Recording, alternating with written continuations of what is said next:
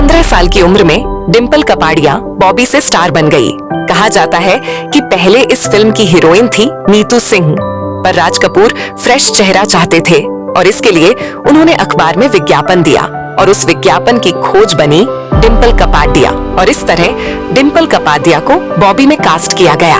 1973 में रिलीज हुई बॉबी फिल्म में ऋषि कपूर और डिम्पल की जोड़ी को खूब पसंद किया गया। मेरा नाम जोकर की असफलता के बाद राज कपूर ने बनाई बॉबी और यह फिल्म बेहद कामयाब रही। इस फिल्म के गाने बेहद हिट हुए और आज भी बॉबी के गाने सुने जाते हैं। डिम्पल ने अपने से उम्र में बड़े राजेश खन्ना से शादी की और उनके 2 बच्चे हुए, ट्विकल और रिंकी खन्ना। राजेश खन्ना से अलग होने के बाद डिम्पल का सागर फिल्म से कमबैक हुआ और उनका कमबैक भी शानदार रहा। सागर फिल्म में डिम्पल ने कई हॉट सीन दिए थे। फिल्म जाबांज में अनिल कपूर के साथ दिए गए इंटीमेट सीन को अब तक का डिम्पल का सबसे बोल्ड सीन माना जाता है।